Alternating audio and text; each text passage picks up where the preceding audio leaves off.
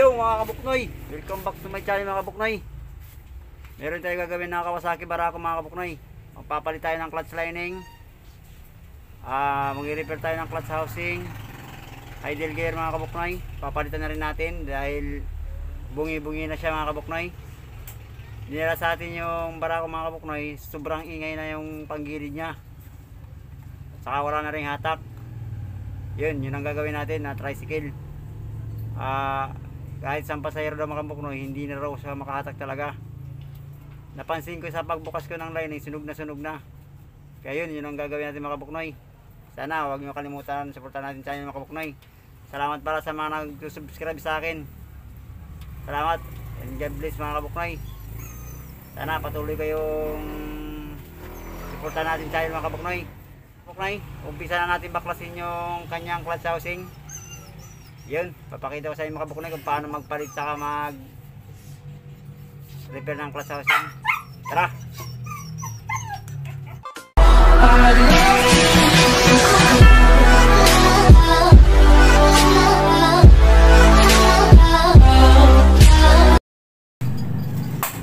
So yun mga kabuknoy, ito yung gagawin natin na Barako. Magpapalit tayo ng lining saka timing chain. Ngayon titik natin yung kayang clutch housing kung walang tama.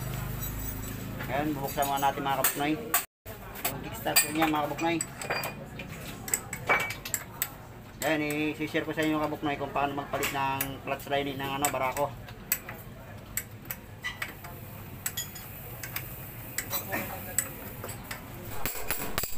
Ngayon, natanggalan natin yung kick niya.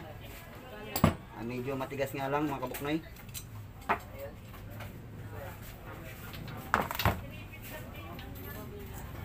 Next natin itong kanyang may clutch cable.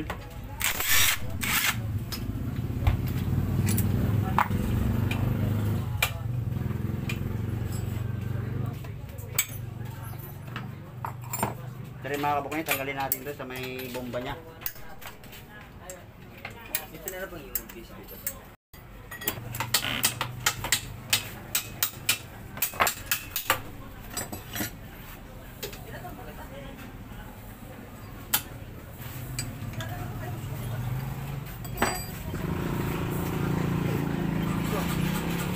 Washer niya sa bomba. Para tanggalin ito mga kabuknoy.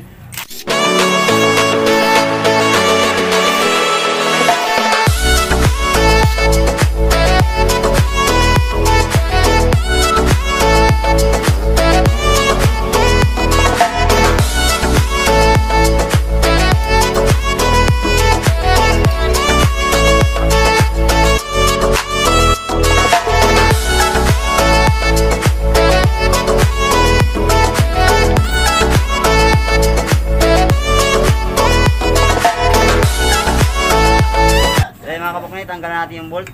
Tanggalin natin itong kanyang crankcase cover. Hindi na talas-talas.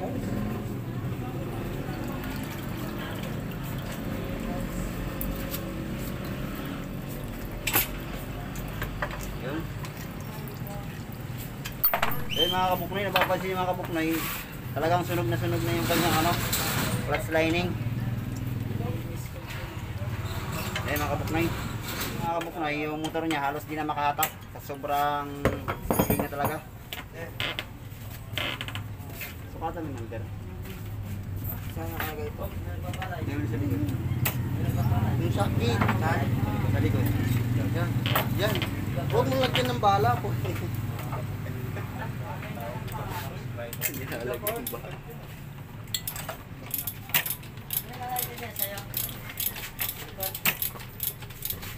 Check mo rin dalawa.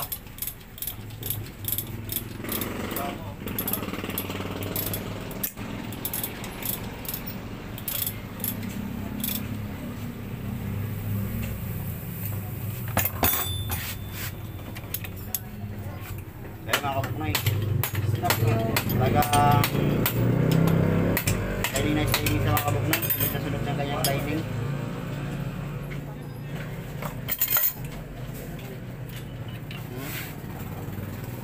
Natin clutch housing niya, titingnan natin yung idle gear niya kung hindi sira yung bushing. Check na rin natin habang napaklas na.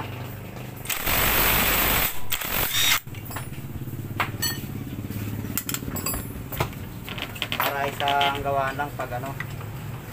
Kaya papalitan na natin yan, busing.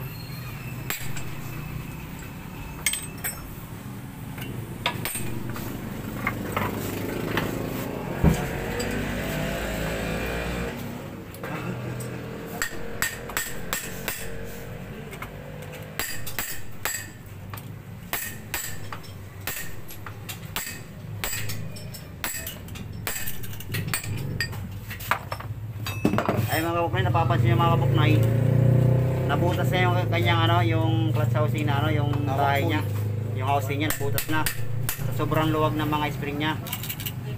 Ayan, hindi pa naman siya kalog pero maluluwag na yung kanyang spring. So paparibis natin.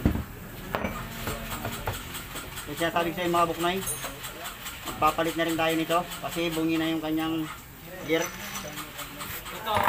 Ito mga kabuknay, siguro matagal na yung hindi ano to, matagal na kumakapis yung kick niya.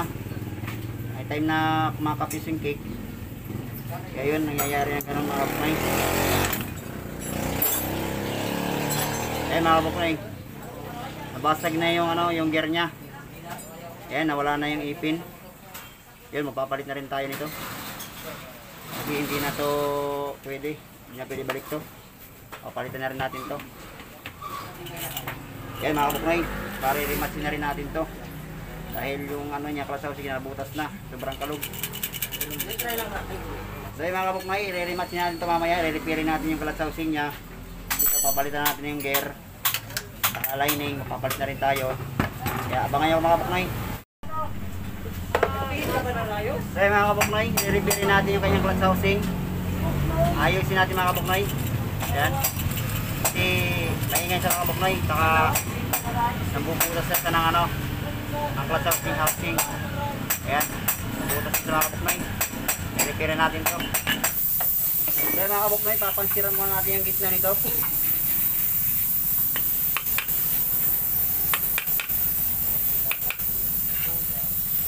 Ayan, lagyan natin pansir. Itintro natin yung gitna. Saka natin babarinahin ito mga kabuknay.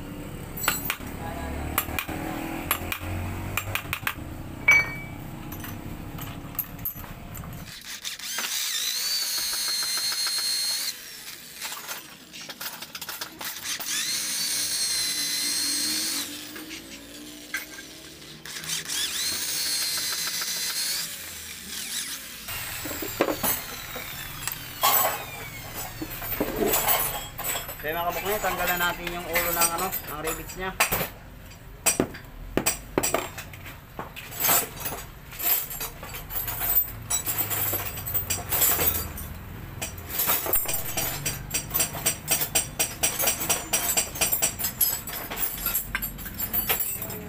Ito nangyari sa ano niya, sa clutch housing niya, nabutas na.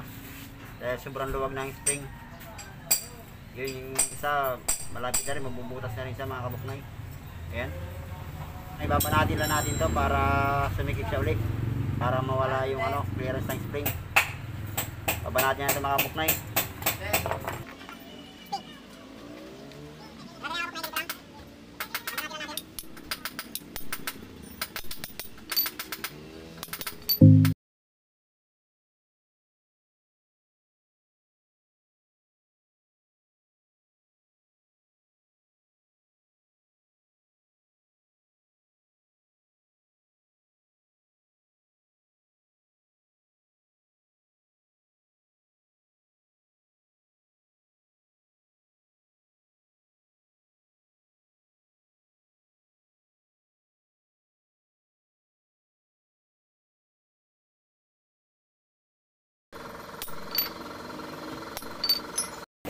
So ayan, nabanat na natin yung spring nya. Bukasan naman natin ito mga kabuknay. So ayan mga kabuknay, nagpalit na tayo ng Corona. Hindi na tayo mag-repair ng Corona, papalit na ng bago. Ay mas mura rin yung bago. Kaya sa i-repair natin, bago na lang tayo mga kabuknay. So mga kabuknay, asimbulin na natin yung clutch housing nya. Hugasan na natin yung mga gear nya, spring. Kali asimbulin na natin. Kaya sabi ko mga kabuknay na huwag dapat kalimutan to, yung thrust washer na to. Pinaka-importante sa ano to, sa clutch housing nyo. Okay, unahin mo natin yung manipis. Next natin yung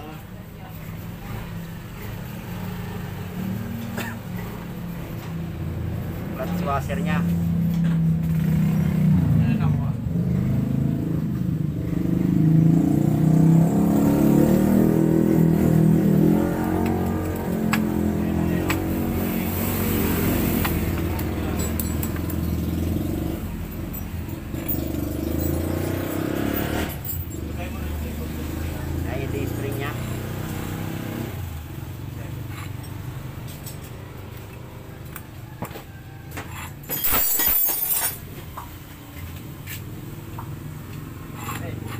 Alternate din natin ang mga buknay.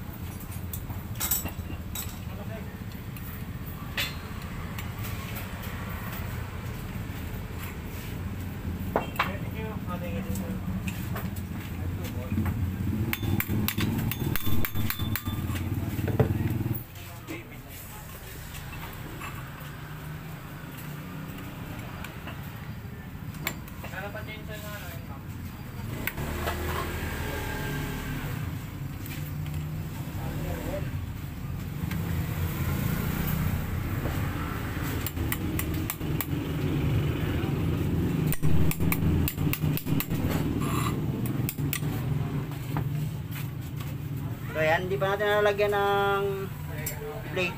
Pag kinalog natin, yan, wala kayong papasing kalog. Masik siya mga kabuknay. Ito yung gagamitin natin na pin.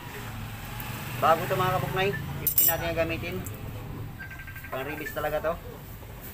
Para nakakabit yung plate.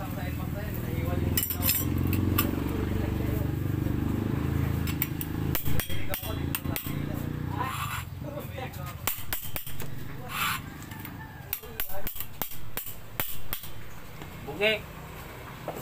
Kaya nga. Yan, saka natin nire-repeat. Pinalitan ng bago. Gagawin nyo, i-higpit ang ating puti mga kapnay. 130. Yan, huwag mo masyadong higpitan para hindi ma-disalign. Dulok.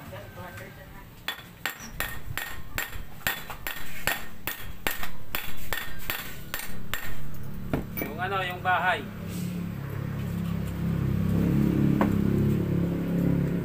Ito, sa clutch lining, yung bahay niya. Ayan, basag, ayun o, bukas. Wala din. Wala. No?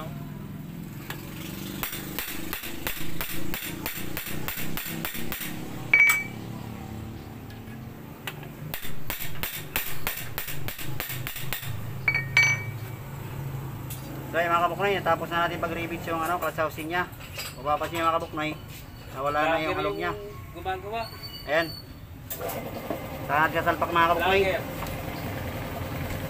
Sabi ni Toto kanina, So yung mga kabuknoy, linisan muna natin yung ano nya. Yung sa BF, yung sabi nila ko ng bearing doon sa aming paggawa. Yung kali ko na pinata doon. Bearing na.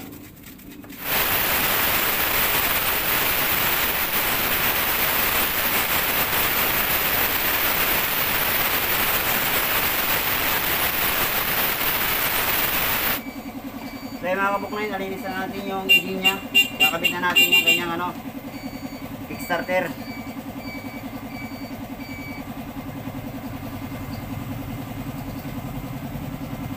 Ayan, unahin mo natin yung kick nya.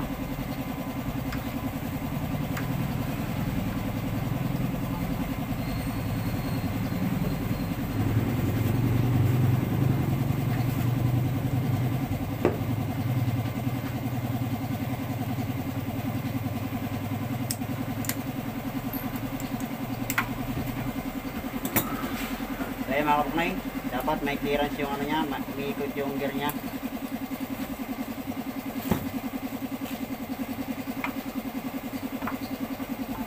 Ito yung binili natin mga kabuknoy, yung original na ano, idle gear ng Pambarako. Ito ipapalit natin. Bali original ito mga kabuknoy. Ito yung naging damage sa kanya, ito yung mga bungi-bungi niya. Yan, napabayaan yung ano niya, yung makina niya. Kaya ito ipapalit natin, may kasama na rin busing.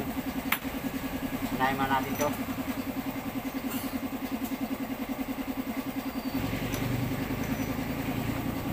Kaya nakabit na natin. Next natin yung kanyang circlate.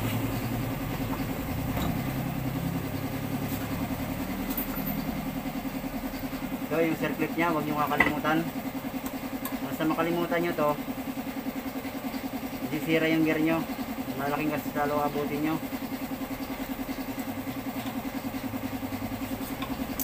Ayan, sure nyo na nakalock siya.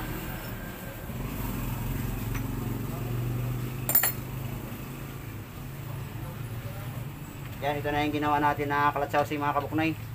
Yung rinibid natin, nagpalit na rin tayo ng Corona, bago na. Salpak na rin natin to.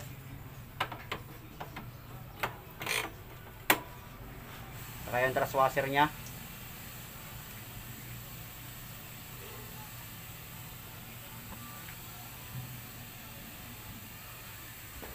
Ito yung clutch boots nya. Yun. Saka natin lalagyan ng nut.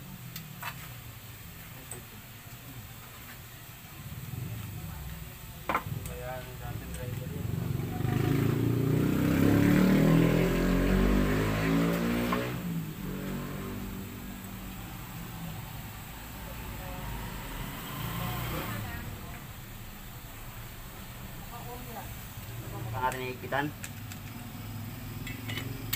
Mas maganda mga kabuknoy kung may impact drive kayo para mas high-fit talaga.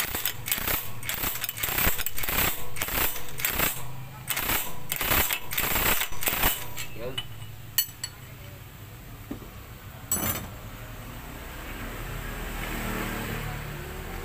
Clutch lining nya, original na rin kakabit natin. Ayan. Gawin natin mga kabuknoy, sa bagong lining, lagyan natin ng oil. Punasan natin ng oil to para hindi agad masunog. Yan, lagyan mo natin. Yan, lagyan natin ng oil mga kabuknoy. Mas maganda kasi mga kabuknoy pag may oil na yung lining niya bago sa mandar, para hindi agad masunog yung lining. Ay lagis agad siya.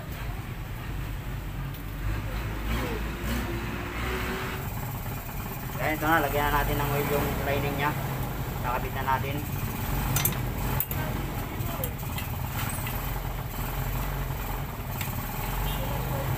Ayan, next natin yung plate.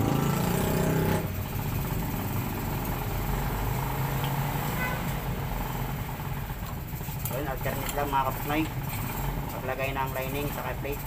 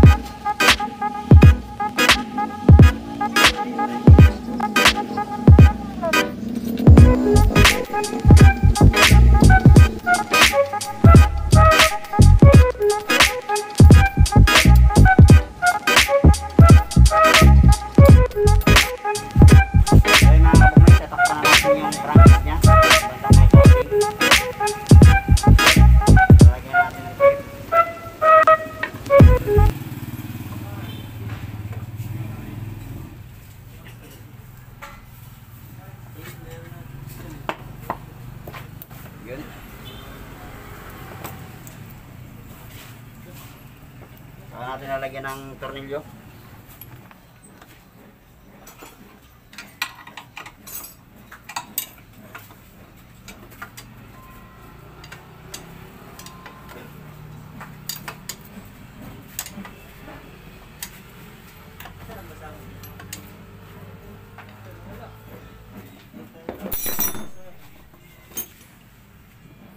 Yun, ilagay na natin itong ano niya sa may tornilyo ng bomba. Yung washer mga kabuknoy, nandito na sa ilalim. Yun ang huwag nyo kakalimutan.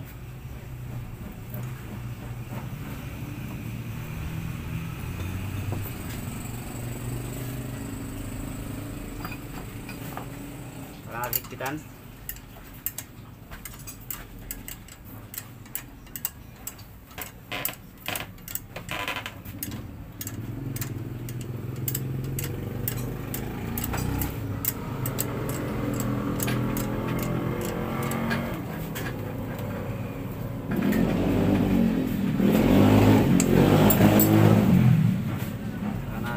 Yung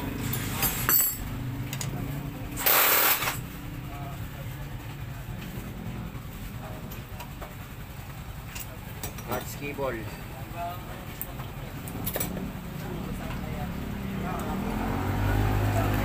Wala mo naman ako.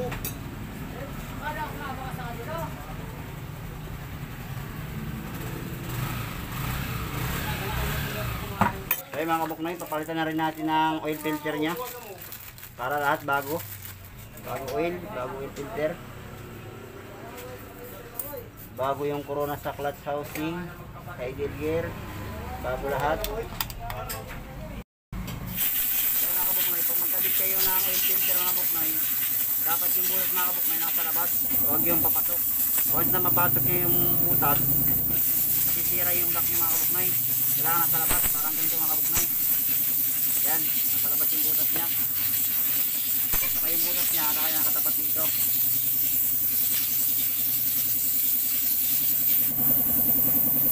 Yan.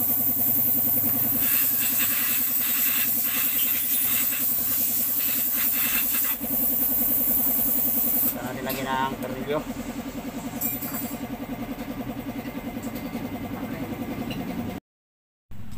Natanggal na ba? Kaya nakakagilid lang talaga yung puntahan. So yung mga kabuknoy, napalitan na natin yung corona sa clutch housing niya. Lining bago na, oil filter, idle gear bago na. Yun, hanggang dito lang mga kabuknoy. So mga kabuknoy, kung may nararamdaman kayo sa inyong motor, huwag nyo na patagalin, ipacheck nyo sa pinakamalapit na motor shop para hindi kayo lalakyan ng gastos mga kabuknoy. Katulad nito, napabayaan ng driver ng una, napalaki yung gastos nila mga kabuknoy. Kaya yun, payo ko lang sa mga driver, sana kung may nararamdaman kayo, ipacheck nyo sa pinakamalapit na motor shop. Ang nandito lang muna mga kabuknoy. Sana may natutunan kayo mga kabuknoy. Bye bye.